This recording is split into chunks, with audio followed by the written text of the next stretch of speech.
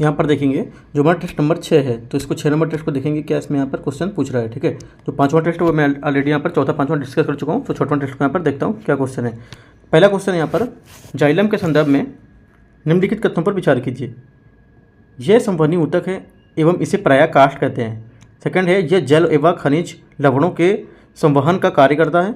तीसरा आपका है, पौधों की आयु की गणना जाइलम ऊतक के वार्षिक वलय को गिनकर की जाती है। तो इसमें बोल रहा है आपका कि सही उत्तर का चयन करना है, कौन सा इसका सही उत्तर होगा।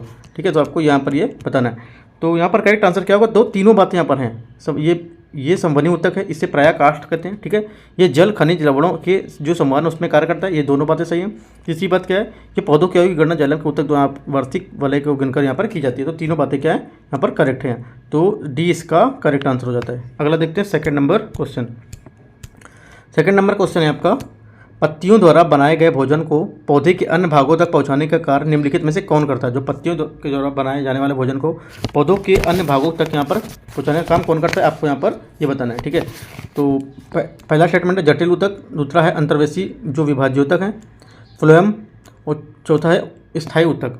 तो करेक्ट आंसर हमारा क्या होगा यहाँ पर, करेक्ट इसका जो आंसर होगा वो आपका होगा फ्लोएम। ठीक है, फ्लोएम यहाँ पर सी इसका करेक्ट आंसर होगा। ठीक है, तीसरा क्वेश्चन देखते हैं, मानवीय सुंदरता के अध्ययन को कहते हैं। जो हमारी मानवीय सुंदरता है उसके अध्ययन को क्या कहते हैं, कैरियोलॉजी, केलोलॉजी या कार्डियोलॉजी या कोस्मोलॉजी। तो यहाँ पर हमारा करेक्ट इसका आंसर होगा जो केलोलॉजी होता है, ये मानवीय सुंदरता के अध्ययन को कहते हैं। बी इसका करेक्ट आंसर होगा। तीसरा देखते हैं, तीसरा यहाँ पर है, सॉरी चौथा क्वेश्चन यहाँ पर होगा। चौथा क्वेश्चन होगा, क्रोमैटिन निम्नलिखित में से किसमें पाया था है, राइट। क्रोमैटिन निम्नलिखित में किसमें पाया है, आपको यहाँ बताइए बताना है। केंद्रक, राजधानी, लवक और आपका गल्जी का है। तो करेक्ट आंसर क्या होगा, फोर्थ का ए आपका केंद्रक यहाँ करेक्ट आंसर होगा। ठीक है, अगला देखते हैं 5वां नंबर क्वेश्चन। 5वां क्वेश्चन यहाँ पर, निम्नलिखित कथनों पर विचार कीजिए। डीएनए में डीऑक्सीराइबोज शर्करा होती है जबकि आरएनए में राइबोज शर्करा होती है। ठीक है, डीएनए में बेस एडेनिन, ग्वानिन, थायमिन एवं साइटोसिन होते हैं जबकि आरएनए में थायमिन की जगह यूरेसिल होता है। ठीक है, अगला देखते हैं। तो यहाँ पर स्टेटमेंट क्या है पूछ देखते हैं 5वें नंबर में। तो स्टेटमेंट आपको बोला है इसमें से कौन सा सही है, पहला, दूसरा या इनमें से कोई नहीं या एक दो। ठीक है, तो यहाँ पर करेक्ट आंसर हमारा क्या होगा, फिफ्थ में हमारी दोनों बातें क्या हैं, करेक्ट हैं। ठीक है, ये दोनों बातें क्या बोल रहे हैं, ये दोनों बातें यहाँ सही हैं। तो हमारा करेक्ट आंसर क्या होगा, फिफ्थ का सी, 5वां सी। अगला देखते हैं 6वां नंबर क्वेश्चन। 6वां नंबर क्वेश्चन है, अर्धसूत्री विभाजन के संदर्भ निम्नलिखित कथनों पर विचार कीजिए। यह विभाजन केवल दैहिक कोशिका में होता है जिसमें प्रोफेज, मेटाफेज, एनाफेज तथा टेलोफेज होता है इसमें। ठीक है, सेकंड है, यह विभाजन जनन कोशिकाओं में होता है।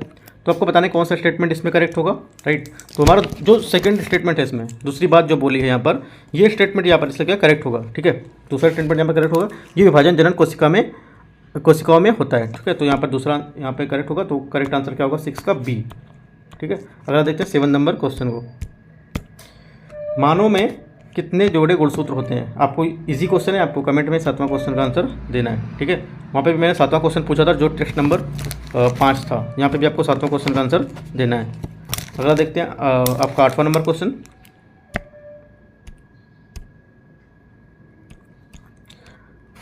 वंशागति का वाहक निम्नलिखित में से किसे कहा जाता है, डीएनए को, आरएनए को, गुणसूत्रों को, इनमें से कोई नहीं। तो करेक्ट आंसर क्या होगा, करेक्ट आंसर गुणसूत्रों को हमारा वंशागति भाग यहाँ पर कहते हैं। ठीक है, सी इसका करेक्ट आंसर होगा। 9वां नंबर, निम्नलिखित में से किसने संयुक्त रूप से द्विकुंडलित संरचना मॉडल प्रतिपादित किया था। तो आपको सबको पता ही होगा, काफ़ी ज़्यादा टाइम पहले पढ़ चुके होंगे आप लोग। तो इसका जो हमारा आंसर होगा 9वें नंबर का, इसका होगा जो जेडी वाटसन एंड क्रिक। ठीक है, जो वाटसन एंड क्रिक थे, ये इसका करेक्ट आंसर यहाँ पर होगा। ठीक है, जेडी आपको याद रखना नहीं रखना, सिर्फ वाटसन क्रिक आप नाम याद रखिए, एग्जाम में अगर देता है तो वहाँ पे आपको टिक मारना है। ठीक है, अगला देखते हैं 10वां नंबर क्वेश्चन। ये 9वां हो गया आपका। 10वां क्वेश्चन देखते हैं। यह एक तरल, गाढ़ा, रंगहीन, पारभासी, ठीक है, पारभासी, लसलसा, वजन युक्त पदार्थ है। जीव की सारी जैविक क्रियाएँ इसी के द्वारा होती हैं, इसे जीवन का भौतिक आधार कहते हैं।